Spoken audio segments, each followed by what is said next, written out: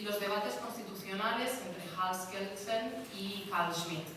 Y empezamos este año 2019 analizando la obra de Hayek, el pensamiento también de Hannah Arendt, y luego el pensamiento político de Benedicto XVI. Para estas lecciones magistrales hemos contado con profesores de la Universidad de Barcelona, de la Universidad Autónoma de Madrid, de la Universidad Autónoma también de Barcelona, de la Rey Juan Carlos, del IES, y hoy añadimos la Universidad de Málaga. El objetivo de este seminario que hoy clausuramos y también en realidad del Club Tocqueville es contribuir al pluralismo y a que haya un debate de ideas riguroso. Y esto nos parece especialmente relevante en Cataluña, donde el espacio público está muy dominado por una cultura nacionalista y donde también hay algunas tendencias populistas. Y una idea que ha guiado la actuación del club desde que empezamos y que también está en la raíz de este seminario es que ningún cambio político es posible si no hay un cambio cultural previo. Y de ahí la importancia de la batalla de las ideas. Y a esto responde precisamente este seminario. Permítanme ahora presentar muy brevemente a nuestros dos ponentes. El profesor Arias Maldonado es profesor titular de Ciencia Política en la Universidad de Málaga, como decía. Ha sido becario Fulbright en la Universidad de Berkeley, becario Salvador de Madariaga en las universidades de Múnich y de Nueva York. Entre sus últimos libros voy a destacar La democracia sentimental, política y emociones en el siglo XXI y también Antropoceno, la política en la era humana. Y próximamente va a publicar Nostalgia del soberano. Es colaborador habitual en diversos medios, Letras Libres, The Objective, Revista de Libros, donde de hecho tiene un blog que se llama Torre de Marfil, y es además columnista en la edición nacional del periódico El Mundo. El doctor Hofmeister, como decía, es director de la oficina de la Fundación Konrad Adenauer para España y Portugal, con sede en Madrid desde el año 2016. Y anteriormente pasó 6 años como director del proyecto regional Diálogo Político con Asia de la Fundación Adenauer, con sede en Singapur. Ahí inició varios proyectos, como un programa de formación de jóvenes políticos asiáticos y un diálogo entre Asia y la Unión Europea. Y también se encargó de iniciar las actividades de la Fundación Konrad Adenauer en Australia y en Myanmar.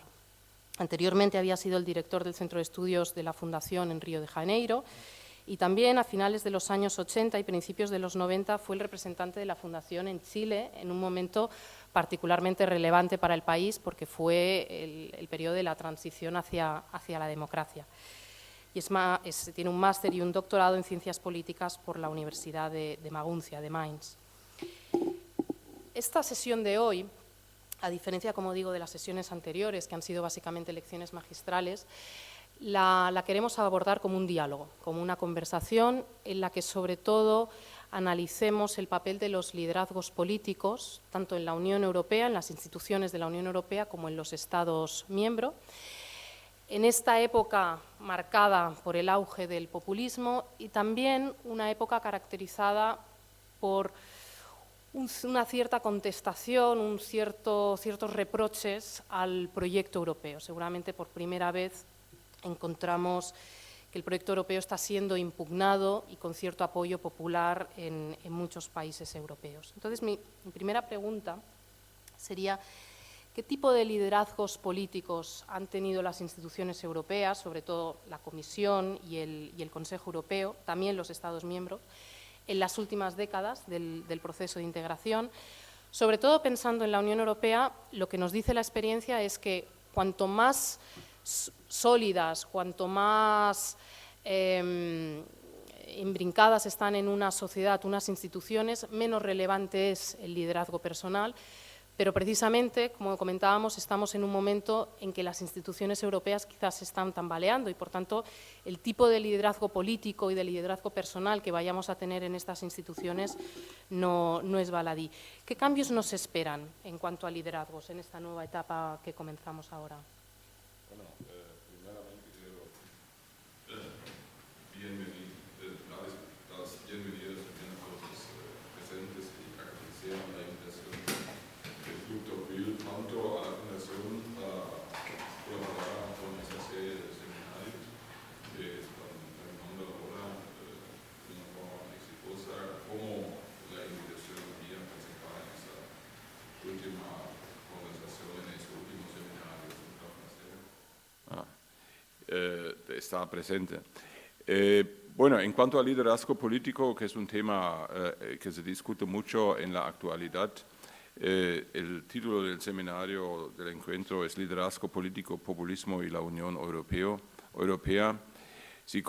Después vamos a hablar más sobre el populismo, pero si consideramos que el populismo tiene ese rasgo de reclamar nosotros, el pueblo y el resto, que los líderes populistas siempre reclaman tener esa relación directa, inmediata con el pueblo y representar la voz del pueblo, y todos los otros son los élites y los que no entienden el pueblo.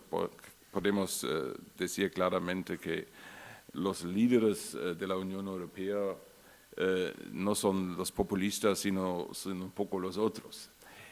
Si tomamos o consideramos la característica de Max Weber, que diferenciaba entre 3 tipos de liderazgo: el liderazgo carismático, el liderazgo tradicional y el liderazgo burocrático, es obvio que en la Unión Europea destaca el liderazgo burocrático.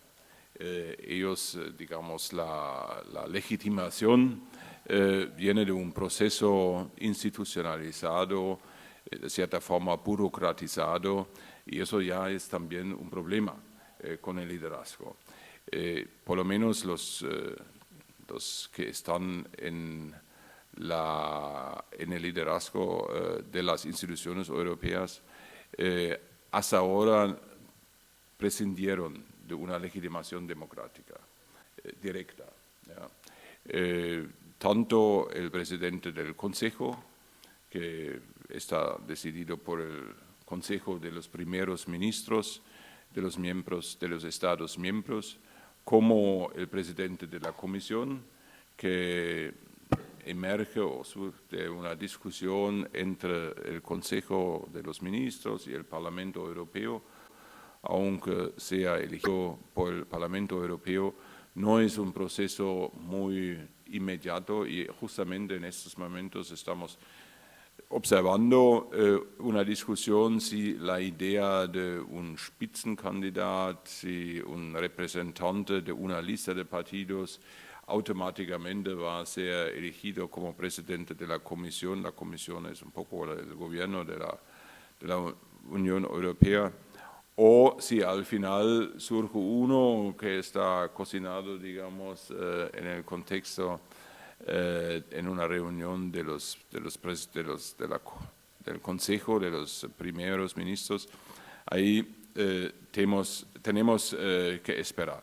Es decir, los líderes europeos de las diferentes instituciones europeas hasta ahora no han emergido de una votación directa popular, y eso le ha quitado, creo que en el transcurso de los años, una cierta legitimidad. Por lo menos ha aumentado o ha fundamentado las críticas acerca de la falta de la democracia en el contexto europeo. Yo creo que eso tal vez vamos en el transcurso de este debate discutir un poco más. Creo que en el periodo que comienza ahora, el desafío de democratizar más las estructuras y los procesos de la Unión Europea será uno de los grandes desafíos, un aspecto que la Unión Europea tiene que enfrentar y resolver, porque cierto cansancio con la Unión Europea tiene que ver con la perspectiva de la población europea, que al final las decisiones y los líderes no emergen de un proceso democrático transparente, sino de un proceso, una caja mágica o negra, o de alguna forma de Bruselas, que está bastante lejos de la gente. Y por eso creo que los líderes europeos necesitan hacer esfuerzos para aumentar la legitimidad democrática y para ser realmente líderes populares, no populistas, pero más populares en el contexto europeo. Bueno, buenas tardes. Es un placer para mí. ¿Le he dado? Sí, a ver si otra vez. ¿Ya? Decía que buenas tardes, que para mí es un placer estar aquí. Muchas gracias por la invitación del Club Tocqueville y por el patrocinio de la Fundación. Había seguido las sesiones anteriores por Twitter, ¿no?, que es una de las maneras en que pueden hacerse estas cosas hoy en día, así que para mí es una satisfacción estar aquí. Si no, quería añadir a esto una apreciación, es decir, los últimos años, que han sido años difíciles por la coyuntura económica y política, recordemos, por ejemplo, pues en fin, la gravísima crisis que tuvo que ver con la cuasi salida griega del euro, ¿no?, la crisis del euro, que fue en principio la forma que adoptó la crisis económica en Europa, han revelado que, bueno, pues Europa es una organización internacional de carácter peculiar desde el punto de vista de su forma institucional, en la que cooperan estados-nación que no pueden disolverse fácilmente en una estructura más amplia. Es decir, que el liderazgo en Europa de los gobiernos nacionales ha quedado revelado más que nunca en el curso de estos últimos años, ¿no? Entonces, en ese sentido, a mí siempre me viene a la mente la idea del el hombre que fue jueves, ¿no?, el relato de Chesterton, en que al final son todos anarquistas, ¿no?, los que se estaban persiguiendo. Bueno, pues la Unión Europea te quita la máscara y sale Merkel, sale Macron, ¿no? Son ellos, la Unión Europea son los estados. Por tanto, la queja acerca de la falta de democracia en las instituciones europeas me parece que sí, que tiene cierta validez, pero que también carece de otra parte de ella, porque a fin de cuentas hay una legitimación indirecta derivada de la acción de los gobiernos. Y es natural en ese sentido, aunque pueda ser lamentable si quieren, pues que la opinión de Merkel tenga más peso que la opinión del presidente chipriota, ¿no? Me parece que eso es inevitable en este contexto, ¿no?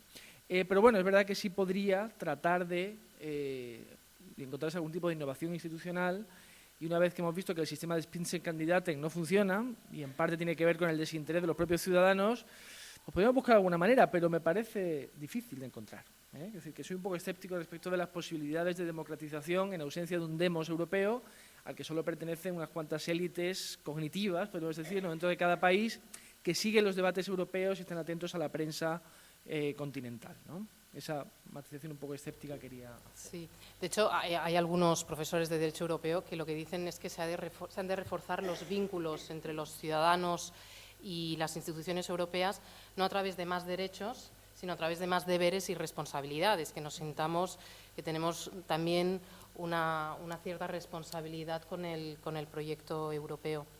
Si entendemos por populismo esto que comentaba el doctor Hofmeister, ¿no?, una ideología o un corpus doctrinal que básicamente lo que dice es que, bueno, la democracia es el gobierno del pueblo y ya está, hay desprecio a las instituciones liberales de pesos y contrapesos, hay una convicción de que la democracia está secuestrada por las élites y sobre todo se subraya mucho la idea de conflicto, ¿no? No hay un ánimo de reconciliación, sino que hay un debate político que sobre todo subraya la idea de conflicto dentro de la sociedad. Y se dice que, desde el discurso populista se dice, la receta es siempre más democracia, incluso aunque sea una democracia iliberal, que sea una democracia que destruya el Estado de Derecho, porque el representante político o el movimiento político se erige como el único representante legítimo del pueblo, de la nación, y por tanto puede estar por encima de la ley, ¿no?, que eso sería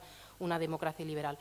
Claro, si entendemos por populismo esto, sabemos que hay partidos populistas, parece que también hay gobiernos populistas en la Unión Europea.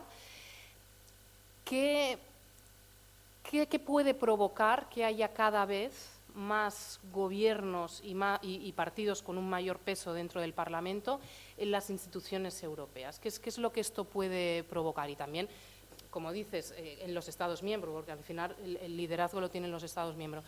Vamos a ver que en la agenda hay algunos temas que van a variar, se va a poner el énfasis en determinadas cuestiones que hasta ahora estaban debajo de la mesa. Vamos a ver, el populismo es un tema fascinante y creo que es fascinante porque apela a la ideología de la democracia, es decir, a el mito de que la democracia es el gobierno del pueblo, por el pueblo y para el pueblo, cuando en la práctica la democracia es algo un poco más complicado, ¿no? Si nuestras democracias liberales, pluralistas, etcétera, bueno, limitan el autogobierno popular porque tenemos una experiencia histórica que nos demuestra que es razonable hacerlo para, en fin, pues, entre otras cosas, obtener mejores resultados, porque si no los obtenemos, la democracia perdería legitimidad y los ciudadanos se echarían en brazos de un cirujano de hierro, ¿no? Entonces, creo que esa apelación que hace el populismo a lo que nos parece que es la esencia de la democracia, lo hace fascinante. Simultáneamente, y lo has sugerido tú implícitamente en tu presentación, lo que acabas de señalar, el populismo es también una nostalgia de una unidad que se ha perdido, ¿no?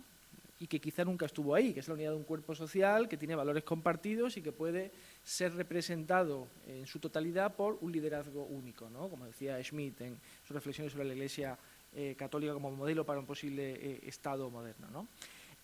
Claro, hay autores, porque es muy interesante ver cómo el surgimiento del populismo ha provocado una atención muy exhaustiva por parte del mundo académico, de las revistas, de los periódicos, es decir, que nuestra sociedad tiene una gran capacidad para analizar las amenazas que se ciernen sobre ella, ¿no? Y eso es interesante. Hemos aprendido mucho sobre el populismo en los últimos años, ¿no? Esto no siempre sirve para algo, pero hemos aprendido mucho sobre el populismo. Hay autores, como Cas Mudde, por ejemplo, que él dice que el populismo ya no es una amenaza en Europa, que la amenaza ya es la extrema derecha, ¿no? Que el discurso populista ha ido perdiendo fuerza, como por ejemplo Podemos sería un ejemplo, ¿no?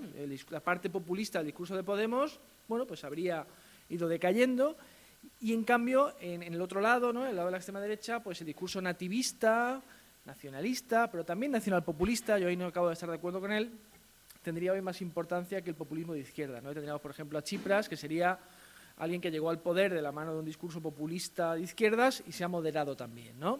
Bueno, la cuestión es quizá discutible, da la impresión también de que él quiere que sea así, ¿no?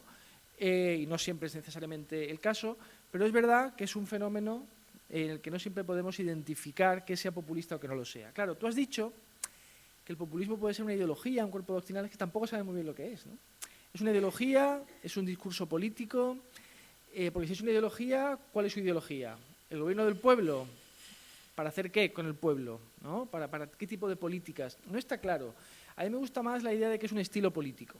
Es una manera de hacer política que puede ser adoptada por cualquiera que lo utilice o lo emplee, ¿no?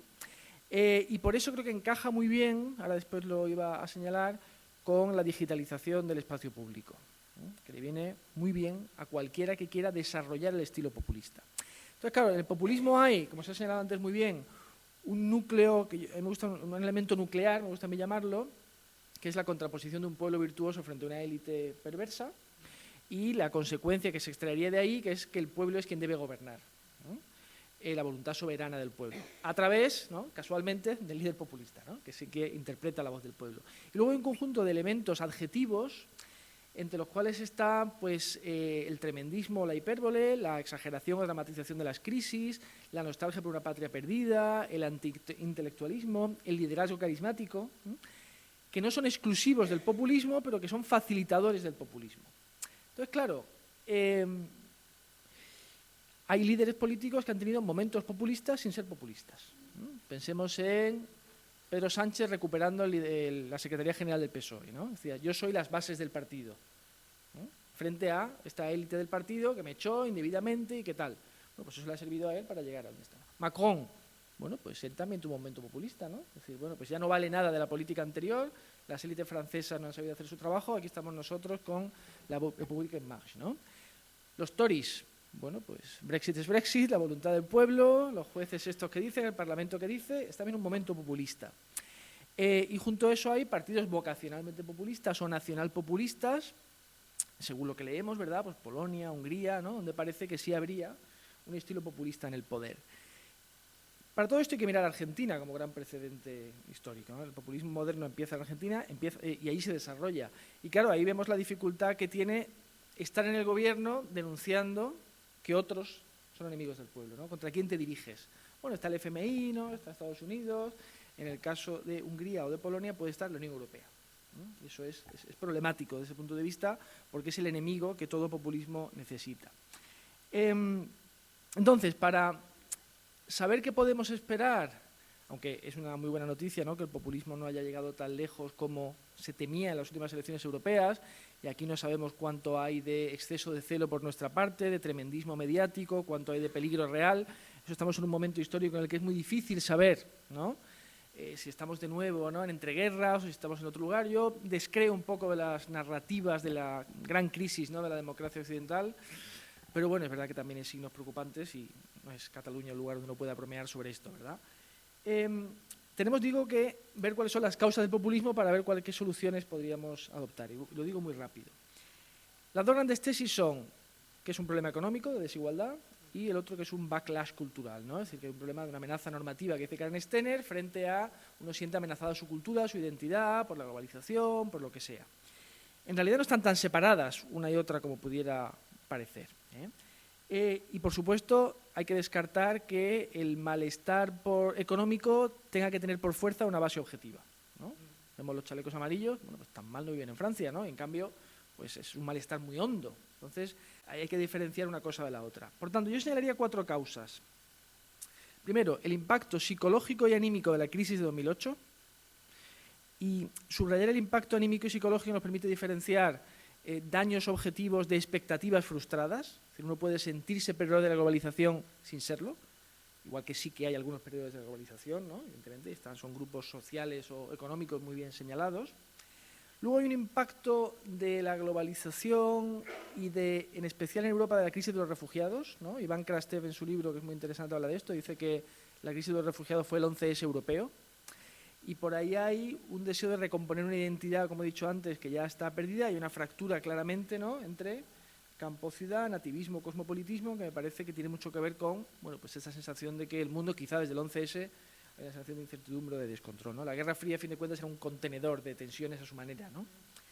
Y luego añadiría 2, ¿no?, que me parecen importantes y que no tienen que ver con los anteriores. Uno, la explotación y amplificación mediática de la crisis, ¿no? Es la lógica sensacionalista de los medios, y junto a ella la explotación y amplificación partidista de la crisis. Es decir, que los propios partidos compiten por ver quién es más exagerado, quién mete más miedo, quién denuncia más al establishment, y esto, por supuesto, genera una sensación en el ciudadano, pues, de alarma, ¿no? Y finalmente, el cambio estructural en el espacio público que he mencionado antes. La digitalización de la esfera pública para mí es un factor muy importante de impulso del estilo político populista, ¿Por qué? Bueno, pues que los efectos de la digitalización los conocemos, ¿no? Simplificación, si cabe, de la conversación pública, al menos en el formato amplio, emocionalización, horizontalización, plebiscitarización, ¿no?, relación del líder con los seguidores, desintermediación, ¿no?, las instituciones intermedias pues pasan a tener menos prestigio, y desexpertización, podríamos decir, ¿no? Esto en el Brexit lo hemos visto muy claramente. Por tanto, los canales o estructuras a través de las cuales ahora hacemos política y hablamos sobre política facilitan el estilo político populista, ¿no? Y bueno, quiero extenderme más. Sí. Disculpen la longitud de mi speech. Bueno, yo creo que yo estoy de acuerdo con lo hemos escuchado, sin embargo quiero agregar algunos puntos. Ralph Dahrendorf en un ensayo sobre el populismo escribía: el populismo es fácil, la democracia es compleja.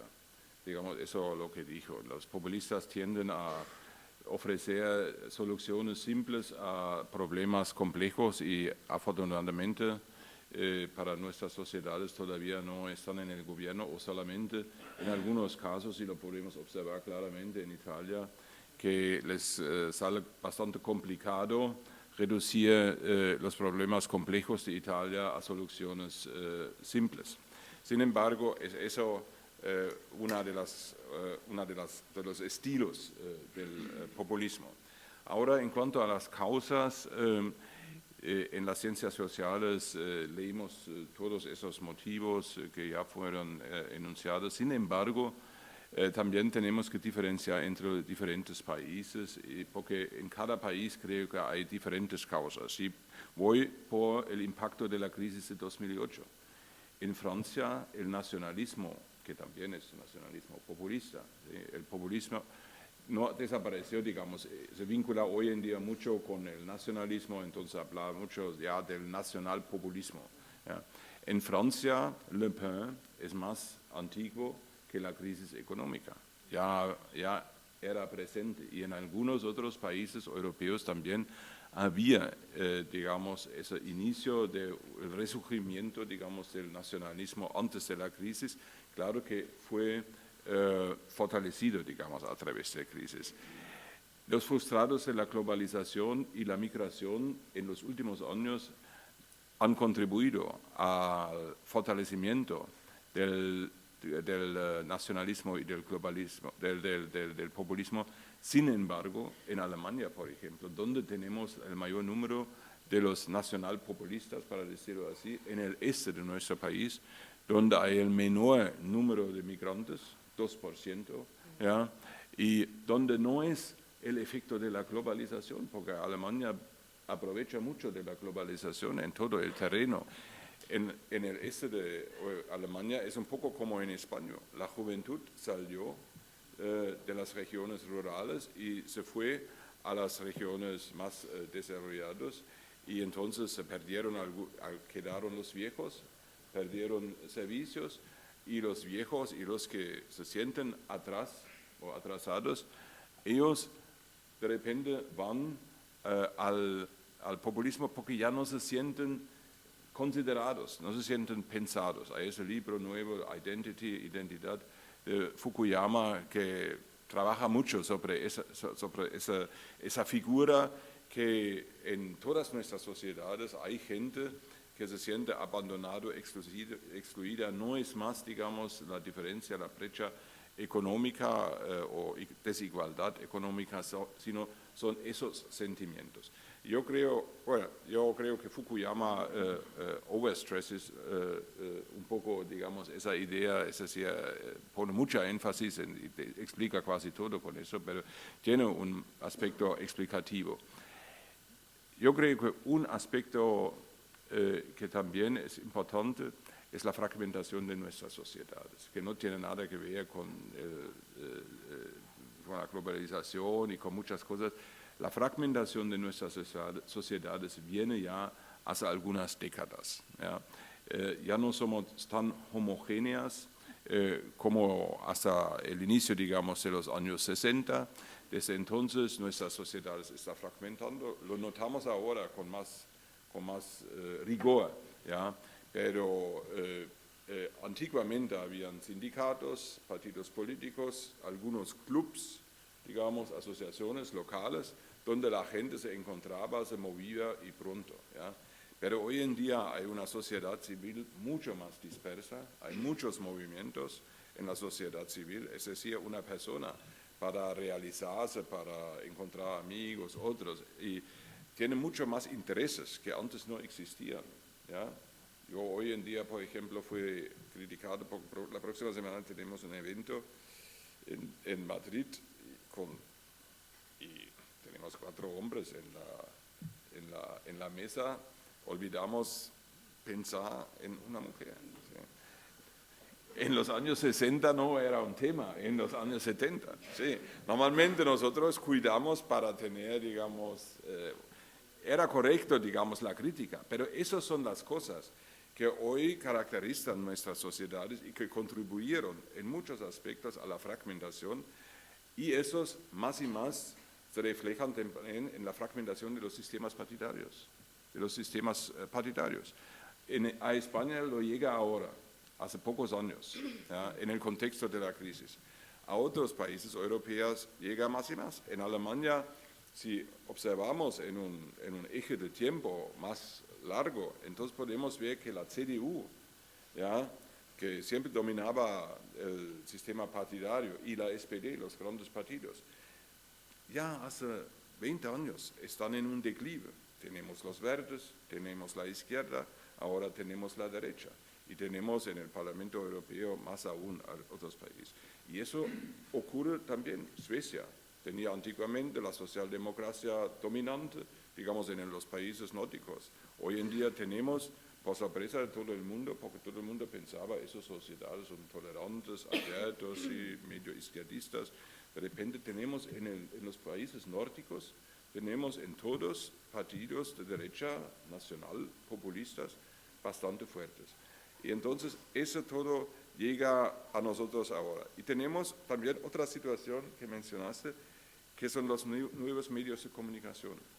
Por sorpresa, los partidos tradicionales, que sabían muy bien tratarse con los medios de comunicación tradicionales, con los periódicos, ¿ya?, había una distribución, digamos, de responsabilidades, de tareas, etcétera. Ellos criticaron debidamente a los partidos respondieron, pero había una forma de entenderse.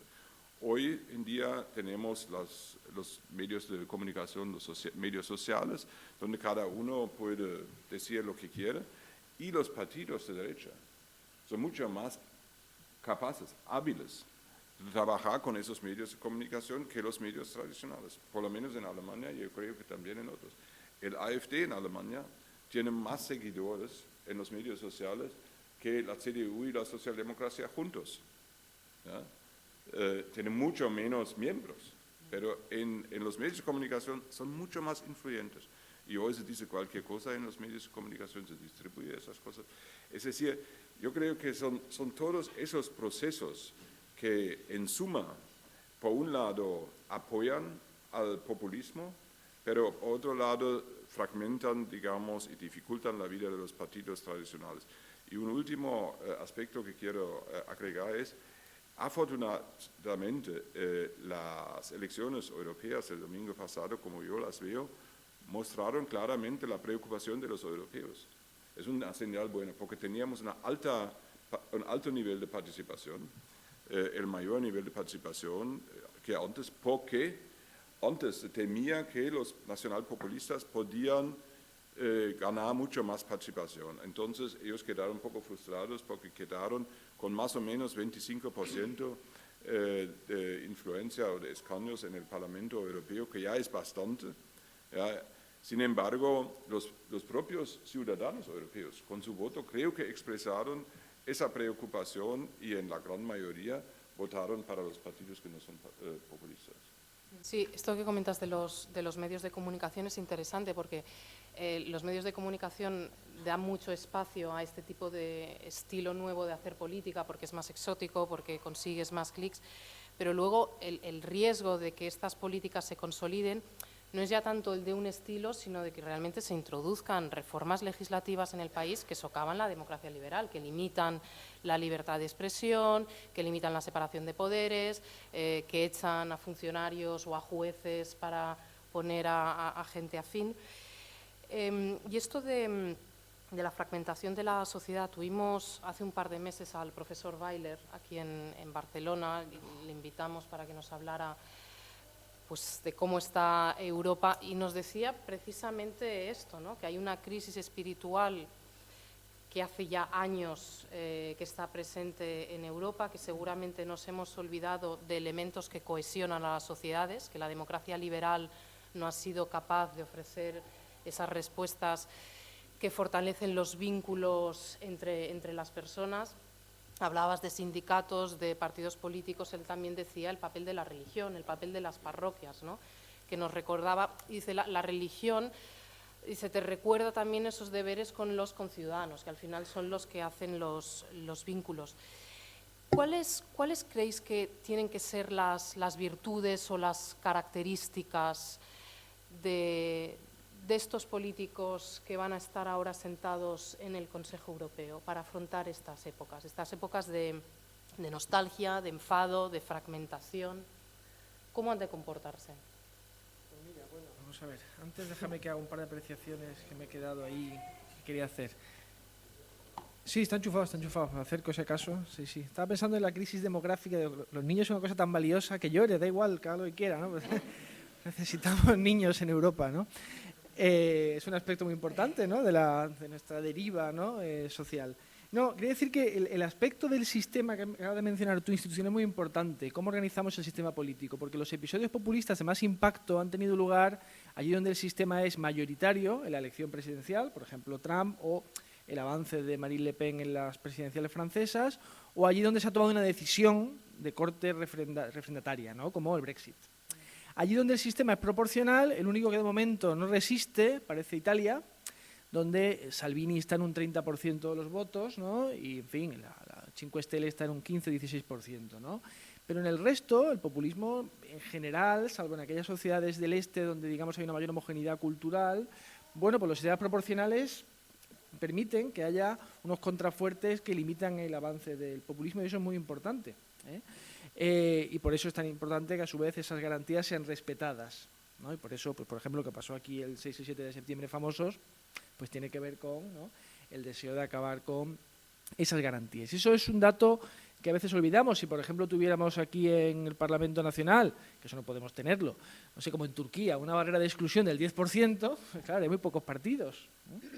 En Alemania es un 5%, eso también limita la fragmentación, con lo cual, el modo en que diseñamos los sistemas, que es muy difícil reformar después, por otra parte, incide directamente sobre la presencia institucional del populismo y sobre las posibilidades que el populismo tiene para hacer tal o cual cosa. Por eso, en ese sentido, que no puedan formar mayoría de bloqueo después de las elecciones europeas es tan importante. Es tan importante.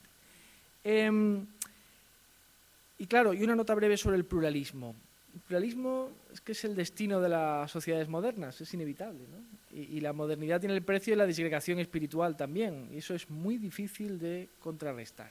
O sea, el pluralismo, estamos en una situación de, hay un autor que habla de hiperdemocracia, ¿no? Es decir, una gran cantidad de grupos minoritarios que demandan soluciones maximalistas que por su propia definición de sociedad liberal pluralista no pueden aplicarse, ¿no? El aborto, por ejemplo, pues unos quieren que sea libre 9 meses, otros quieren hacerlo desaparecer, pues es imposible encontrar un consenso, Entonces el equilibrio de la sociedad liberal es muy difícil, pero simultáneamente los grupos que demandan en el interior de las sociedades liberales modelos de vida, ¿no?, o modelos de sociedad concretos, van a estar siempre frustrados a la fuerza, porque no pueden realizarse. Es el viejo dilema de la neutralidad moral del liberalismo, hasta cierto punto neutralidad, que ya criticaba, por ejemplo, Schmitt en su momento, ¿no? Pero claro, es el precio a pagar por el pluralismo. Es muy difícil rearmar espiritualmente a las sociedades en las condiciones generadas por la modernidad. Eso, yo para eso no tengo una solución, desde luego, ¿no? Entonces, el liderazgo es interesante, un tema muy interesante, porque claro, una cosa es el liderazgo deseable, desde el punto de vista prescriptivo, normativo, el liderazgo que aquí quizá podríamos, ¿no?, convenir todos que sería el más adecuado, y otra cosa es el liderazgo eficaz. Son cosas distintas, ¿no? Porque podemos diseñar un líder que nos parece impecable y después no le vota nadie, ¿no? O no tiene ningún eco en su sociedad, o ese líder puede empezar de manera muy prometedora y después tener que cambiar de rumbo, pues como le ha pasado a Macron con los chalecos amarillos, ¿no?, virando casi muchas cosas que quería hacer, reformas que quería hacer en su país, ¿no? Con lo cual, me parece que esa distinción es importante mantenerla, y ahí hay que incluir también la cuestión de la cultura política, ¿no? En cada país el tipo de liderazgo posible, deseable o eficaz será diferente. Cuando hablamos de liderazgo europeo, pues quizá tenemos que hacer otras consideraciones porque esos líderes se dirigen a todo el continente. Y quiero volver a Macron, me parece un caso muy interesante, porque como he dicho antes, él desarrolla un estilo populista para llegar a la presidencia, un populismo bueno. Cuando llega a la presidencia dice, voy a ser un presidente jupiterino, me alejo del pueblo, ¿no? Quiero que los franceses quieren un monarca, ¿no? Entonces yo voy a ser ese monarca. Porque es una persona de gran valía intelectual, que piensa mucho, intelectualiza mucho y habla muy bien. Es muy interesante leerle por esa cualidad que tiene. Entonces llega a los chalecos amarillos, ¿no? Que es una protesta protagonizada por una porción ínfima de la población francesa, pero apoyada por el 90% de los ciudadanos según las encuestas, ¿no? Y Macron decide que tiene que acercarse a los ciudadanos. Inventa esta cosa tan peculiar de los encuentros con los ciudadanos, ¿no? Y está remangado durante varios meses, ¿no?, en encuentros. Es interesante porque, claro, no son talleres deliberativos en el sentido en que los diseñan los politólogos que hacen estas cosas, pero sí que simboliza una aproximación emocional del líder a los ciudadanos. ¿Qué se encuentran? ¿Qué actas elaboran? Pues que las demandas de los ciudadanos son contradictorias entre sí, por supuesto, ¿no? Quieren mejores servicios públicos, pagando menos impuestos, y así sucesivamente. Con lo cual, en fin, lo que has conseguido quizá, pero las encuestas tampoco acaban de decirlo, es acercarte emocionalmente a ellos, pero poco más, y claro, él a raíz de esta crisis, por ejemplo, ha anunciado su deseo de hacer desaparecer la ENA, ¿no?, la Escuela Nacional de Administración, que es la factoría de las élites francesas, admirables por tantas razones. Lo hace porque era un símbolo del elitismo presunto, ¿no?, del Estado francés en relación con sus ciudadanos. ¿Lo hace para inventar otra cosa parecida con otro nombre? ¿O lo hace para acabar con ella realmente? Es decir, ¿es un gesto populista de Macron o es una táctica de Macron, ¿no? Porque por otra parte, y acabo el retrato del personaje, él tiene instintos correctos. Él habla, por ejemplo, de la Europa que protege, ¿no? Me parece muy interesante la idea de una soberanía europea que sirve para proteger a los ciudadanos. Es decir, convencer al ciudadano hoy de que lo que hace falta es desregular, liberalizar y volver a los años 90 de España, yo creo que eso no va a ningún sitio. Es decir, que los ciudadanos demandan protección ahora mismo, aunque sea solo a través de los gestos. Entonces, en ese sentido, yo creo que los líderes tienen que encarnar a nivel europeo hoy una autoridad justa. Es decir, tienen que tener autoridad, ¿no? Porque el ciudadano demanda líderes con autoridad, no autoritarios, que es una cosa distinta, y que sean percibidos como alguien que presta atención a su malestar, ¿no? Pero que tampoco lo hace caprichosamente, de una manera, pues, ¿no?, como una veleta que va de un sitio a otro sin saber qué hacer, ¿no? Y luego, simultáneamente, y con esto acabo, hay otro rasgo fundamental para que funcione el sistema, no solamente un líder en un país concreto, y es algo muy difícil de obtener, que es la generosidad de esos líderes, es decir, la voluntad de cooperar entre sí, entre países y entre partidos. Es decir, poner por delante el interés general al interés suyo o de su partido, que no tienen por qué ir en contradicción, aunque muchas veces ellos piensen que sí. Y esto me parece que es quizá lo que más echamos de menos, ¿no? Sí, muchas gracias. De hecho, un ejemplo de este tipo de liderazgo generoso que pone por delante el interés general, el interés de una comunidad europea más allá de los intereses del partido o del propio país, lo encontramos en los padres fundadores de la Unión Europea. Gente que se arriesgó muchísimo, que arriesgaba su carrera política, que fueron muy audaces, que seguramente no prestaron atención a encuestas, porque en ese momento aquel proyecto era muy arriesgado, pero que estaban convencidos de que esa era la solución.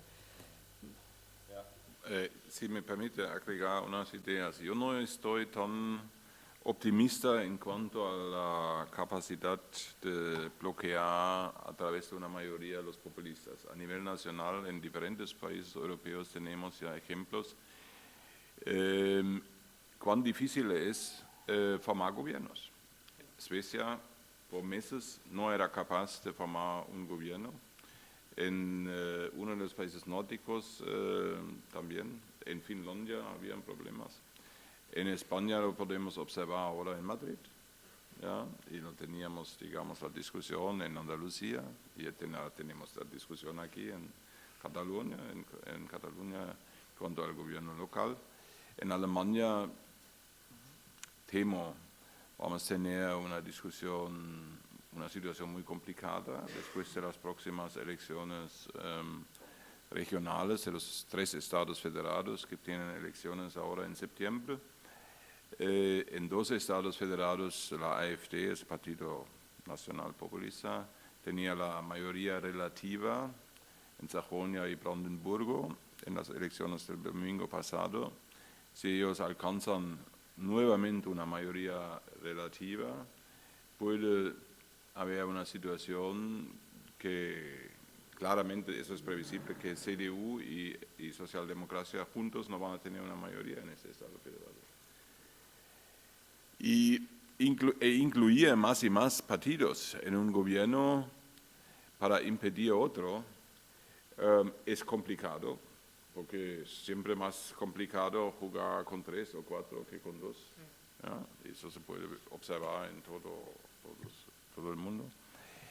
Y también es complicado excluir, digamos, un partido que ganó una primera mayoría, ¿ya? Entonces, eso puede generar más y más protesta por los electores y derrumbar la credibilidad del régimen democrático. Eso puede acontecer en Alemania.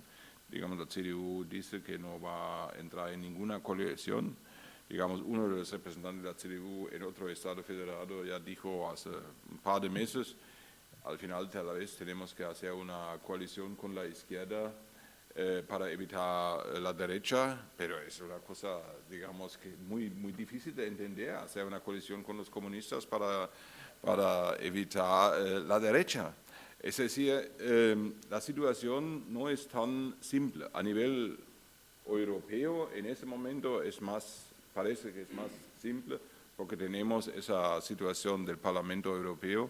Sin embargo, cuando miramos un poco más de cerca, vemos que ya en el Consejo Europeo el que decide sobre las personas, digamos, o propone las personas, tampoco va a ser tan fácil porque ya tenemos una mayor diferencia entre los gobiernos.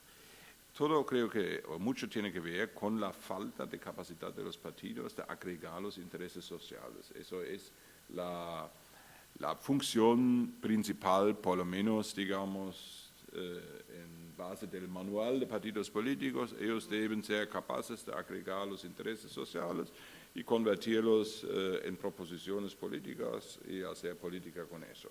Pero como los intereses sociales son tan divergentes y no se acomodan, digamos, encontrarse en un partido solo, y los partidos ya no tienen la capacidad de atraer y agregar esos intereses sociales, al final esa dificultad se transfiere al nivel de los partidos y al nivel de formar un gobierno. Y eso es una situación muy seria, por eso yo estoy muy en favor de llamar a los partidos a la atención. Yo creo que los partidos más y más son conscientes de esos, ojalá por lo menos, para encontrar nuevas formas de diálogo, de encuentro, de comunicación con los ciudadanos, para recuperar un poco su antiguo papel, porque yo no veo todavía una democracia sin partidos políticos. Si dejamos los partidos políticos y entregamos todo a las organizaciones sociales, digamos, la confusión va a ser aún mayor, porque ahí alguien al final tiene que encontrar una mayoría para formar un gobierno y para gobernar. A nivel europeo, como ya dije, yo creo que es más posible encontrar, creo que lo que necesitamos realmente a nivel europeo, a nivel de la Unión Europea, son reformas en el sentido para que la gente vea que las decisiones tienen una relación con los intereses de las personas, ¿ya?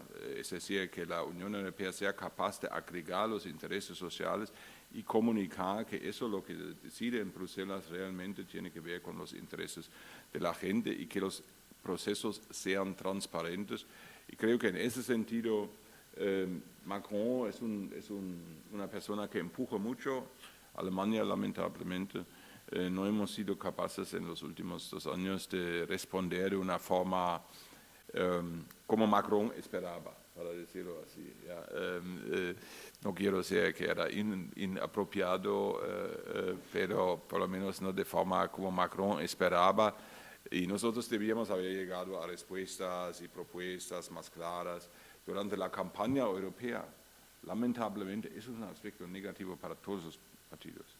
Durante la campaña europea, los partidos no hicieron claro cuáles son las propuestas europeas. Eran campañas nuevamente, otra vez, campañas nacionales.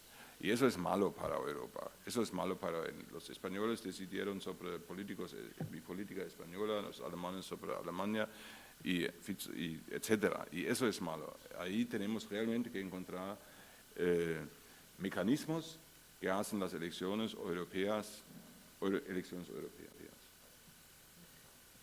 El Parlamento Europeo no sabe cuánto le debe la representación española a los votos de Vox en Andalucía, ¿no? Se ha convertido en un activador de voto muy importante, es verdad esto que... Pero bueno, en Alemania todavía quizás se habla de algunos temas, ¿no? En España no se habla de nada prácticamente, ¿no? Es todo quién va a pactar con quién, ¿no? La identidad de tal o cual partido, no hay un debate sustantivo digno de tal nombre y eso es una pena. No, quería matizar una cosa, añadir lo que decías antes. Los líderes, los padres fundadores de la Unión Europea tienen una ventaja y era el trauma político tremendo que suponía la Segunda Guerra Mundial, ¿no? Entonces, claro... Y de hecho, cuando se critica que la Unión Europea sea una creación de élites, pues es que no podía ser de otra manera, ¿no? No podías preguntarle a un campesino bávaro si quería aliarse con el campesino francés, y iba a decir que no, ¿no? Que evidentemente acababan de matarse entre sí, ¿no? Y eso no lo tenemos, ¿no? Hay una relajación psicológica derivada de años de bienestar y esto dificulta aunar voluntades, ¿no? Bueno, para terminar este diálogo y dejar un poco de tiempo a las preguntas, me gustaría que tocáramos otra cuestión que está muy relacionada y sobre todo estando aquí una institución como la Konrad Adenauer y como el Club Tocqueville. ¿Cuál tendría que ser el papel de los intelectuales, el papel de los think tanks, el papel del mundo de las ideas en unas sociedades que hemos dicho fragmentadas, donde hay enfado, donde hay mucho emotivismo y donde hay riesgos de derivas autoritarias, ¿no? Porque la obsesión con el populismo es que no conlleve tendencias autoritarias. ¿Cuál es el papel de instituciones así o de los intelectuales? Bueno, yo creo que tenemos afortunadamente muchos intelectuales en Europa. Europa es el continente con el mejor nivel de educación. Eso es muy valioso, ¿sí? Hay muchos aspectos muy positivos de Europa a pesar de todos los problemas. Creo que no hay una región mejor, por eso, no solamente por las ventajas económicas, sino también por los otros aspectos. Mucha gente quiere venir a Europa o admira a Europa.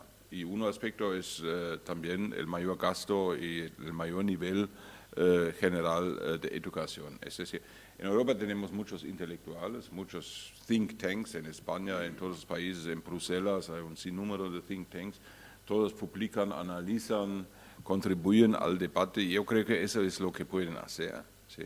Sabemos que los intelectuales tienen muchos fallos, muchos errores, ¿ya?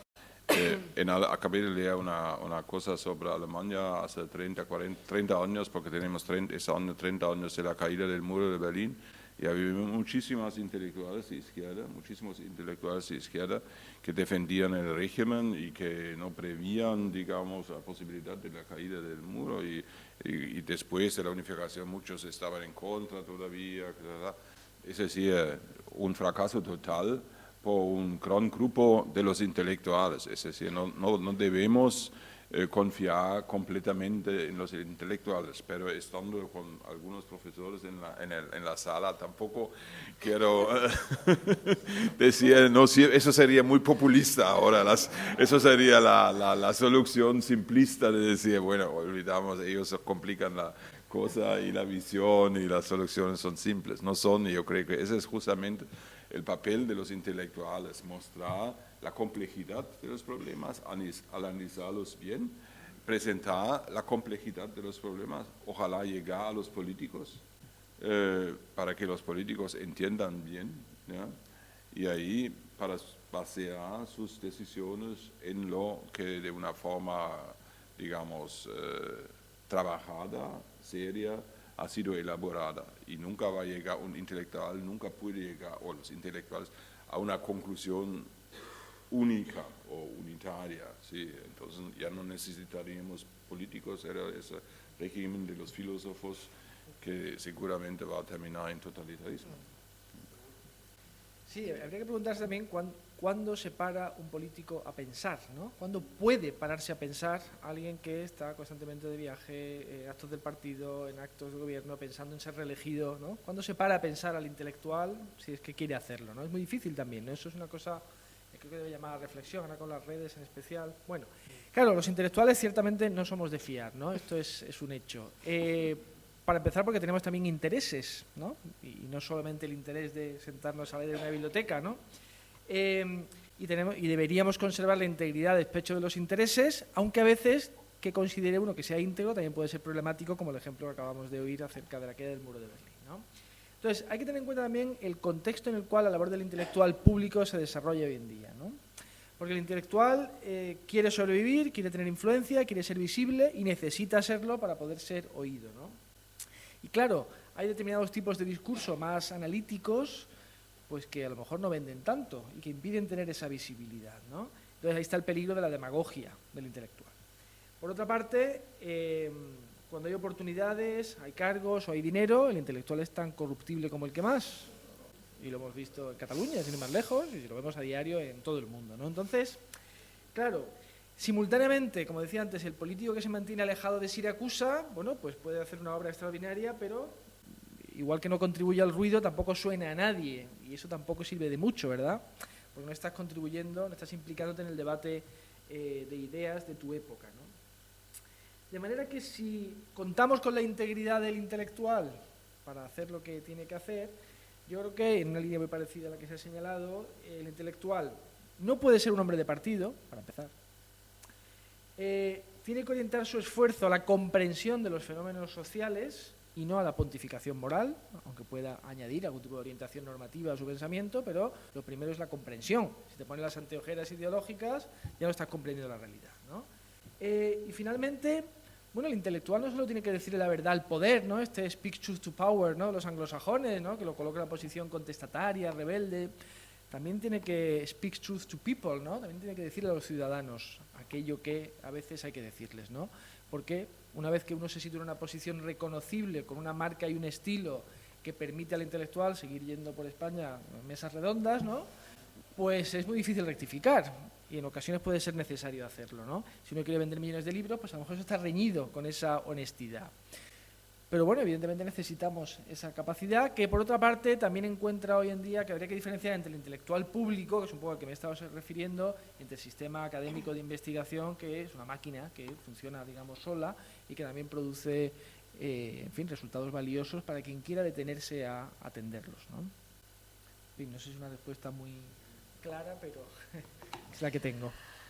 Muchas gracias. Yo creo que voy a destacar dos notas positivas y optimistas, porque además parece también que en las últimas semanas hay como un bajón generalizado, así que voy a destacar dos cosas que hemos dicho que son muy optimistas. Una, la idea de que Europa sigue atrayendo y la gente cuando piensa en un ideal de vida buena, la gente, me refiero, en el resto del mundo, piensan en Europa.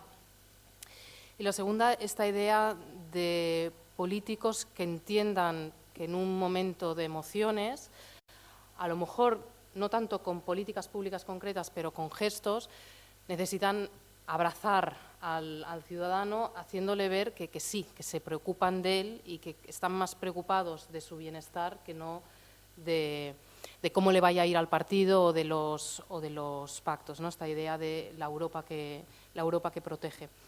Vamos a abrir ahora el turno de preguntas, entonces si quieren dirigirles cuestiones a nuestros ponentes. Sí, ahora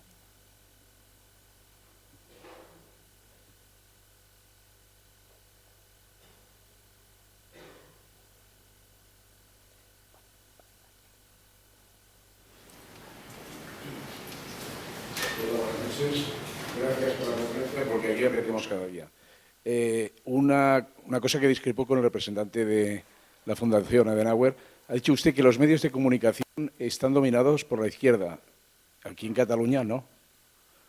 Luego hay otro tema. Usted ha hablado de las coaliciones, tal. Lo que hay que hacer es cambiar el sistema electoral y hacer segunda vuelta en algunas elecciones. Por eso hay que cambiar la legislación, para no hacer estas cositas que hacen aquí.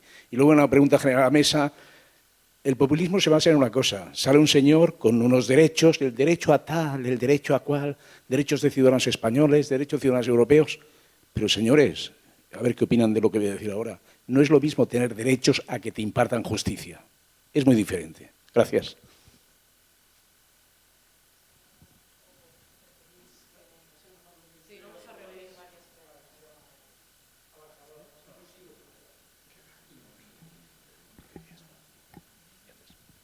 Buenas tardes, muchas gracias por la intervención. Hago una reflexión y a partir de ahí me pregunto cómo poder encajar los dos elementos que voy a indicar. Creo que estamos ante una doble colisión. Por un lado, los representantes políticos ya no son el ilustrado al que antes admirábamos, sino que siempre ha pasado, pero ahora somos conscientes de que muchas veces son idiotas y lo llevamos con poca paciencia. Seguramente porque el nivel medio de la ciudadanía ha crecido. Y ese nivel medio de la ciudadanía que ha crecido y que nos hace percibir pues, que tenemos estultos al frente de la política y que por lo tanto la política está perdiendo calidad, al mismo tiempo nos lleva a otro elemento que conjuga muy mal. Y es que a los sistemas electorales les pedimos, creo, dos cosas. Les pedimos representatividad y les pedimos gobernabilidad. Pero cada vez más nos estamos olvidando de la gobernabilidad y les estamos exigiendo representatividad.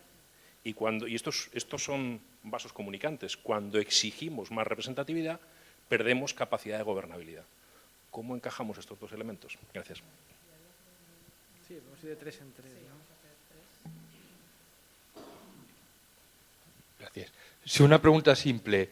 ¿Existe alguna diferencia entre izquierda y derecha a escala europea, o incluso, bueno, yo lo percibo a escala española, entre partidos de izquierda y derecha en el interés por la democracia liberal? que a veces les tira más la democracia aclamativa, en buenas palabras.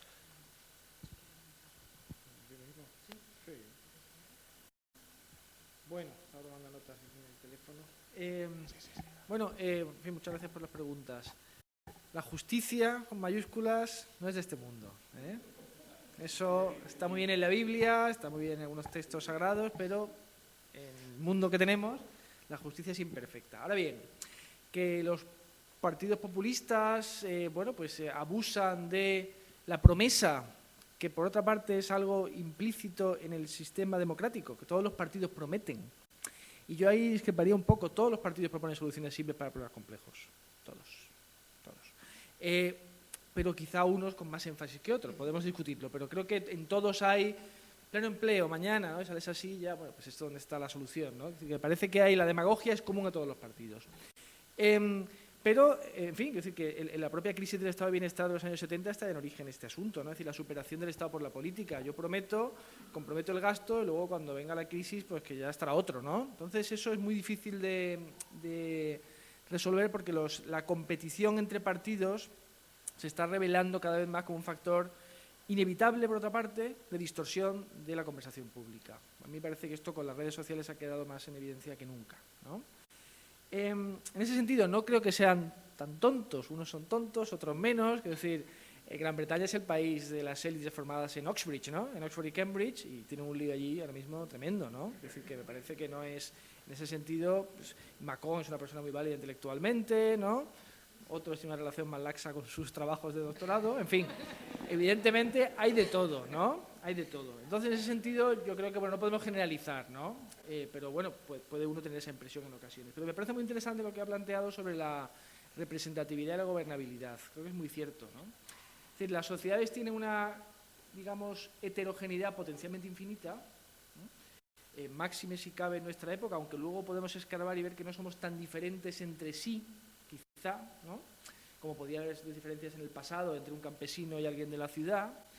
Y claro, el sistema político lo que hace es introducir mecanismos de reducción de la heterogeneidad en beneficio de la gobernabilidad. Y eso es el sistema electoral, eso es el sistema parlamentario y eso eran los medios de comunicación tradicionales también, ¿no? No había tantos, ¿verdad? Era un número limitado de medios de comunicación, locales, regionales y nacionales. Y todo eso, pues efectivamente se ha ido debilitando, ¿eh?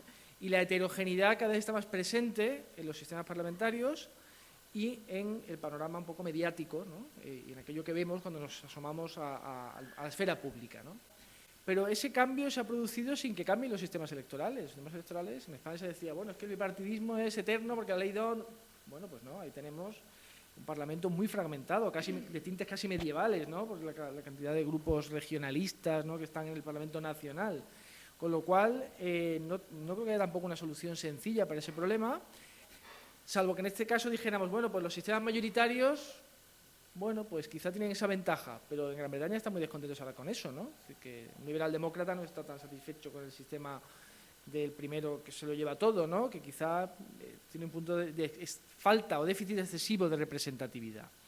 Con lo cual, de nuevo, es un problema que no tiene una solución sencilla, pero me parece evidente que, efectivamente, un exceso de representatividad, si además eso se suma con el auge de la identidad que se ha mencionado antes como fenómeno articulador, ¿no?, de la subjetividad contemporánea, pues evidentemente la eficacia en el gobierno puede ser un problema. La única solución es que los electores se den cuenta, ¿no?, y ellos mismos reduzcan el grado de fragmentación partidista en beneficio de la gobernabilidad, en lugar, como he dicho antes, de decir, bueno, pues esta ineficacia sistémica es un problema de la democracia, vamos a irnos con un líder iliberal, ¿no?, con un cirujano de hierro. Por eso la democracia tiene siempre ese equilibrio dificilísimo entre legitimidad y eficacia, ¿eh? Y no hay una solución fácil, sino que históricamente vamos desarrollando distintas teorías, hay momentos en los que tratamos de, ¿no?, pues, coser un poco esas costuras que se tensan con mucha facilidad. Y por último, brevemente, la pregunta sobre izquierda, derecha, democracia liberal. Bueno, cuanto más maximalista sea el objetivo ideológico de un partido o de un segmento del espectro ideológico, pues más tendencia tendrá a la democracia asamblearia o directa o similar, que permita, pues, quitarse de en medio los obstáculos que impiden la realización de ese ideal, ¿no? Eso es, ¿que eso se da más a la izquierda o a la derecha? pues quizá también depende de las culturas políticas y de los países, pero históricamente la vocación revolucionaria de los partidos de izquierda del siglo pasado, del comienzo del siglo pasado, pues quizá apuntaba más en esa dirección, pero totalitarismos hemos tenido de todos los tipos, ¿no? O sea que esa sería un poco la distinción que yo haría. A ese último punto, yo creo que ambos pueden llegar al final a un autoritarismo o un totalitarismo, tanto los populistas, como hablamos de populismo, tanto los populistas de izquierda como los populistas de derecha, porque tratan de reducir los problemas a soluciones simples que no existen y al final afirman que ellos mismos tienen la relación directa con el pueblo, entonces atacan las instituciones intermediarias. Eso podemos claramente ver en los casos de populismo en Europa, en Hungría, en Polonia, donde la justicia está atacada, en Rumania. Y si veo, digamos, algunos programas de la izquierda populista, va en la misma dirección, porque entonces también no les gusta, digamos, la estructura de las instituciones democráticas y quieren tener otras formas. Y eso, ahí vienen los primeros ataques, después vienen las limitaciones a la sociedad civil, ¿ya? A la libertad de la sociedad civil, y todo eso poco a poco, ¿ya?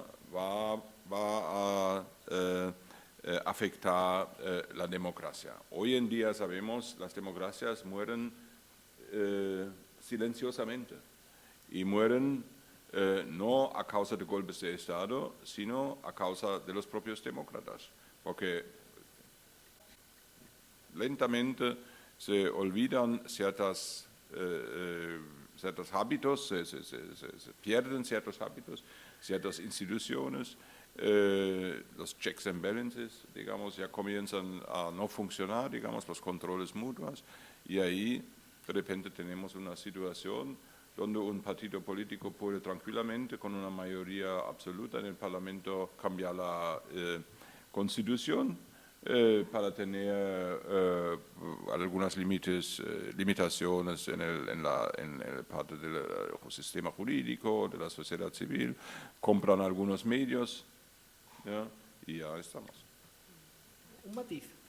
La literatura académica sobre la muerte de las democracias tiene un punto de inflexión norteamericana.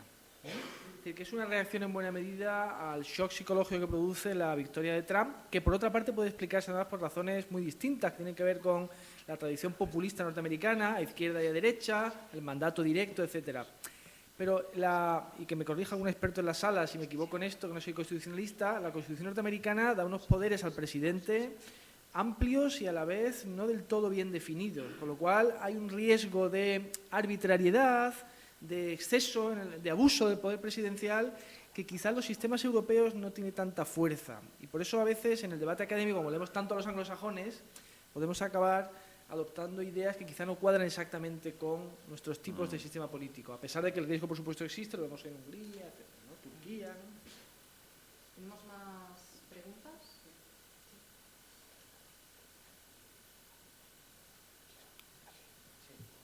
Sí, gracias. Gracias por la conferencia a los tres ponentes. Yo tengo una duda razonada. Cuando la señorita ha comentado el tema de la influencia o no de la intelectualidad en Europa, de los think tank, yo le pregunto al responsable de la Fundación Konrad Adenauer, ¿qué pensaban los fundadores, Schuman, Konrad Adenauer, de Gasperi, cuando fundaron aquella comunidad del carbón y del acero? A ver, ¿Bruselas es posible que sea una capital de aquellos futuros Estados Unidos de Europa, o es una capital europea pensada en los miles y miles de lobbies económicos que hay allí? Claro, entonces todo lo que habéis dicho, importantísimo, pero esto de los lobbies económicos, tiene una importancia vital se ha hablado de democracia, de libertad, de principios. Y yo pregunto si no digo que Churchill lo fuera, porque no creo que fuera muy europeísta Churchill, y lo digo claramente. Es decir, y se ha demostrado ahora en este tema de los británicos con el Brexit. Pero bueno, es decir, yo apuesto por esta sugerencia que la señorita ha puesto de de los think tanks y de la intelectualidad no vinculada a ciertos programas políticos que siempre, ¿no? Es decir, siempre derivan, ¿no? Quiérase o no, hacia posturas que luego filosóficamente derivan hacia posturas políticas. Gracias. Sí, hola. Gracias por las intervenciones tan interesantes y en un tema tan oportuno. Yo quería incidir sobre dos cuestiones, que una de ellas ha sido reiterativa en todas las intervenciones y la otra se puede intuir que está por ahí, pero que no se ha explicitado. La primera es el tema de la comunicación. La Unión Europea es una gran desconocida, en el fondo, porque, digamos, es a veces lo digo, un club de amigos que se conocen y que la siguen, mientras que la gran masa poblacional en prácticamente toda Europa pues no le preocupa en absoluto y no acaba de entender qué es lo que está haciendo ahí y va a votar o no va a votar en las elecciones europeas, pero no sabe muy bien el qué. Claro, Europa no tiene una política de comunicación. Los Estados se negaron a que tuviera realmente competencias en comunicación. Entonces eso se hace muy difícil que una entidad que quiere hacer lo que quiere hacer, si no tiene los instrumentos de comunicación necesarios para transmitirlo, como lo hace. Y eso en el fondo hace que se la vea como antidemocrática, esas élites que deciden por ahí. Cuando yo muchas veces me pregunto, o incluso llego a decir que ya me gustaría que los Estados tuvieran tantos instrumentos de participación como tiene la propia Unión Europea, que tiene muchos, pero que no se usan porque se desconocen. El debate que acaba de abrir la Comisión Europea sobre cómo reforzar el Estado de Derecho en Europa es que nadie ni entra, ni lo entiende, ni lo conoce y no se da cuenta de que es muy importante porque, claro, el valor del Estado de Derecho es básico en toda la Unión Europea y ya vemos lo que pasa con el Estado de Derecho en muchos países, incluido este. Entonces, ¿cómo y de qué manera se podría conseguir que, a pesar de no tener unas competencias en comunicación, pudiéramos pensar en algún tipo de instrumento o distintos instrumentos que nos permitieran acercar un poco más la Unión a la ciudadanía, porque si no esto va mal. Y el otro tema era la educación. ¿Qué papel juega la educación en todo esto? En el liderazgo, en la transmisión del populismo. A ver, el populismo a veces, aquí en este país prácticamente nació en las universidades, como aquel que dice. Entonces, y estamos viendo a dónde conducen determinados métodos de adoctrinamiento, educativos, etcétera, que tergiversan absolutamente todo lo que podrían ser conceptos básicos o las mismas estructuras de poder o de liderazgo, ¿no? Entonces, el tema de la educación yo creo que sería importante poder también incidir en él, nada más. Y la última pregunta ya. Sí, gracias por las intervenciones que demuestran, hay que hacer propaganda, que el Club Tocqueville está a la altura de los tiempos, como decía Ortega. Hombre, yo creo que de lo que estamos hablando directa o indirectamente es de la gestión intelectual de las sociedades complejas. Y la historia nos demuestra que en estos casos no hay soluciones puras, hay soluciones impuras. Esto daría para mucho y quisiera concretar en una pregunta que parte de una experiencia personal como ex articulista en prensa, Tema Europa, comunicación. En este país, en España en general, en la política internacional, cuando escribes de política internacional, el número de lectores baja vertiginosamente. Y cuando tratas el tema europeo, todavía más. O sea, que eso no es una incapacidad de la Unión Europea. También es responsabilidad de los gobiernos nacionales. En cualquier cumbre europea, vas a una cumbre europea, cuando termina la cumbre europea, los portavoces y el dignatario supremo que ha estado presente allí sale escapado, se va a una habitación donde están los periodistas de su país y les da la versión favorable a su gobierno y a su país. Entonces, es muy difícil. La hay en portales digitales de mucha calidad, pero en la prensa, dado que es un tema tan complejo, yo creo que si ya nos cuesta comunicar la política nacional, más todavía la política transnacional. Hemos visto esta enorme confusión porque una comisión de estas comisiones que hay cientos de miles en la ONU ha hecho un comentario sobre los llamados presos políticos en Cataluña y eso ha tenido más repercusión que la sentencia de Estrasburgo, pongamos por caso. Entonces, para hacer una pregunta y no solamente un comentario, yo creo que no es posible que el mundo digital, el tuit, por ejemplo, nos permita la reaparición de la política de masas. La política de masas actúa por el Twitter. Esta masa de Twitter sobrepasa al político tradicional y el político tradicional se convierte en un político de Twitter y es en donde estamos. ¿Es posible?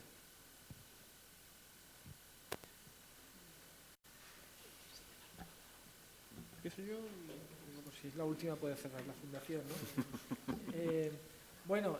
Preguntas muy interesantes. Yo tiendo a ser también escéptico acerca de la posibilidad, ¿no?, de hacer llegar Europa a los ciudadanos si los ciudadanos no quieren. Es que no quieren. No tienen demasiado interés en Europa como en casi nada que tenga que ver con la vida política. Es decir, hay politólogos americanos que iban diciendo muchas décadas, ¿no? Y Sartori insistía mucho en ello. Es decir, los públicos de masa son simplificadores, son ignorantes o están en otra cosa, sencillamente, ¿no? Y se interesan por la política solo en determinados momentos, por ejemplo, excepcionales o críticos, aunque, y después volveré a eso, las redes sociales nos dan una impresión diferente, ¿no? Por ejemplo, que ahora, en fin, los titulares de prensa circulan constantemente por WhatsApp, ¿no? Y hay como la política se ha convertido en una rama del entretenimiento, pero son lectores de titulares. ¿Alguien piensa que con eso van a edificar un muro de pago rentable? Vamos a ver, espero que sí, pero lo veo complicado. Quizá haya medidas comunicativas más sencillas, pues no sé, las carreteras andaluzas sabemos que las ha pagado la Unión Europea, ¿no? Eso tiene su eficacia. Es decir, habría que diferenciar también ahí entre aquellos países que creen que la Unión Europea es providencial para ser bien gobernados y aquellos países que creen que podrían gobernarse muy bien sin la Unión Europea, ¿no? Y donde quizá la Unión Europea da una impresión más de cierto intrusismo, ¿no? Es decir, bueno, qué bien estaríamos en Alemania sin la Unión Europea. Qué pesadez esto, que por la guerra tenemos que estar aquí, ¿no? Y en España, en cambio, pues hemos visto siempre Europa como una aspiración y no es un debate, no hay un euroescepticismo en España, es nulo, ¿no? Pero, insisto, me parece muy difícil que pueda haber, sin voluntad explícita, perseguida por parte de los líderes políticos y de los partidos, dar un mejor nombre a la Unión Europea, ¿no? Lo contrario lo hemos visto en Gran Bretaña, ¿no? O sea, años de propaganda negativa que han culminado en el referéndum. Tiene que ver también con el tema de la educación, ¿no? Claro, en el momento en que abandonamos, como esto es un tema muy ferlosiano, ¿no? Descanse en paz Ferlosian, que cuando abandonamos la instrucción para hablar de educación, ya empezamos los problemas, ¿no? El pensamiento crítico, ¿no? Este tipo de sintagmas que no significan mucho, porque claro, lo que hay que hacer es educar a los ciudadanos en el conocimiento, y ya ellos, con el conocimiento, seguro que pensarán y criticarán, y lo importante es conocer las cosas, ¿no? Pero claro, si la política educativa se convierte también en una rama ya pues, directamente de la política de nacionalización forzosa, ¿no? Como pasa en Cataluña, pues evidentemente la cosa es muy complicada. Es decir, que tenemos que diferenciar también entre un caso como el catalán y un caso más general, ¿no? De que ahí quizá le pedimos mucho a la educación, ¿no? Le pedimos que nos eduquen en el género, que nos eduquen en el medio ambiente, que nos eduquen... Vamos a instruirlos y todo eso llegará solo, es mi impresión, ¿no? Twitter como política de masas. Claro, en Twitter no estamos todavía todos, ni mucho menos. Hay mucha gente que no está en Twitter. Es decir, la televisión sigue siendo más influyente. Pero es verdad que los políticos prestan una gran atención a Twitter. Y hay un riesgo evidente de que esas corrientes de opinión que lo arrastran todo, arrastren también al líder político, como vimos sin ir más lejos en el caso de la sentencia de la manada, por ejemplo, ¿no? Ni un solo líder político se atrevió en esos momentos a defender a los jueces. Madre mía, ¿cuántos votos podía perder? ¿Qué podía pasar ahí, no? Porque claro, los incentivos de los líderes son siempre la defensa de los intereses del partido, por desgracia. Se ha llegado a hablar, por ejemplo, de la tuitocracia, para hablar de Trump, ¿no? Por ejemplo, ¿no? Evidentemente yo creo que ahí hay un riesgo, ¿no? Y ese riesgo tiene mucho que ver, como decía antes, con el hecho de que la política nos entretiene ahora, debido al smartphone. El smartphone es clave. Antes del smartphone, cuando estábamos en internet en el ordenador de mesa, esto no tiene tanta importancia. Pero ahora, en cambio, estamos siempre en el flujo de noticias. Pero una gran parte de los que siguen la política de esa manera, insisto, no son personas interesadas de verdad. Es más un poco una sensación de divertirse con la política, ¿no? Y por eso, y para eso Twitter es ejemplar, claro, porque es mucho, ¿no? For the lulz, como dicen los anglosajones, por las risas, ¿no? Y eso es problemático. Pero de nuevo, me parece que encontrar soluciones fáciles, soluciones impuras, como señalabas, ahí de nuevo hay que apelar a la responsabilidad de los gobernantes, ¿no? Y eso, pues quizás sea mucho apelar, no lo sé, lado de la mesa. No voy a comentar más sobre ese tema, creo que ya se ha dicho todo.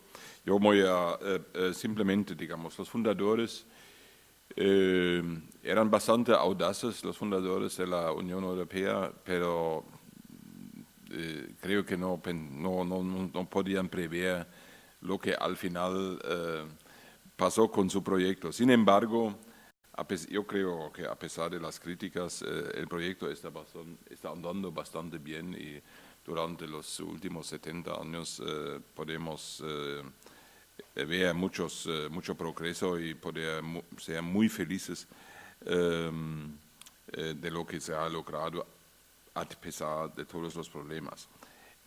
Yo quiero hacer un poco justicia con Churchill. Yo creo que Churchill tenía un aspecto en cuanto a Europa algo muy positivo, porque él era uno de los grandes impulsores de la Unión Europea. Su idea era, Francia y Alemania tienen que entenderse. Ya en su famosa ¿cómo se llama? Exposición, discurso, sí, en Zurich, en el septiembre del 45, ya urgió a Alemania y España encontrar un nuevo entendimiento, porque la paz de Europa dependía del entendimiento de Francia y Alemania, y él empujó siempre, digamos, la integración. También los Estados Unidos eran claves, también hay que decirlo. Y lamentablemente los dos, Estados Unidos y Gran Bretaña, hoy en día están en una situación bastante distante del proceso europeo, ambos hasta están haciendo problemas. Yo creo que el gran error de Churchill era no sumarse a esa integración. Si Gran Bretaña hubiera participado inmediatamente en el inicio, estaríamos en una situación aún más favorable. Bueno, eso es la historia, es nuestra tarea de hacerlo mejor. Yo creo que a pesar de todo, Europa es un proyecto bastante bueno. Un aspecto en cuanto a la educación, última palabra, uno de los programas más exitosos de Europa, que es el Erasmus. Ya. Y eso es una maravilla, a pesar de que ustedes sufren probablemente a veces por la cantidad de los estudiantes europeos en Barcelona, pero es una cosa en favor de Europa, eso genera un espíritu europeo entre la élite europea, ¿ya? Maravillosa, y eso yo creo que es algo que mucho va a contribuir al futuro de Europa. ¿No? Sí, efectivamente, seguramente es lo que más ha forjado una identidad común europea, y también lo vimos, por ejemplo, en los resultados del referéndum del Brexit. Los jóvenes, los que fueron a votar masivamente, votaron, la generación EasyJet, que le llaman, votaron por quedarse con sus colegas polacos y españoles, ¿no? Claro. Bueno, vamos a terminar. Como aquí en el club nos gustan las sociedades complejas y los mundos imperfectos, el 14 de junio vamos a hacer ya el último acto del curso. Vamos a tener a Gianfranco Pasquino, que es uno de los politólogos más conocidos en el mundo, catedrático emérito de la Universidad de Bolonia. Tendremos también a la eurodiputada del Partido Popular Europeo, Pilar del Castillo, y a Enrique Barón, que fue también del Grupo Socialista Europeo, presidente, creo, del Parlamento Europeo, que discutirán, quizás concretando un poco más este futuro de las instituciones europeas, cómo van a quedar las negociaciones por los top jobs dentro de la Unión Europea y qué nos espera. 14 de junio en el Aula Europa del Paseo de Gracia. Y luego también anunciarles que gracias a la colaboración de la Fundación Adenauer, el año que viene haremos una segunda edición del Seminario de Pensamiento Político, así que bueno, ya recibirán información y continuaremos aquí en el mes de septiembre. Muchísimas gracias a los ponentes y a ustedes por acompañarnos.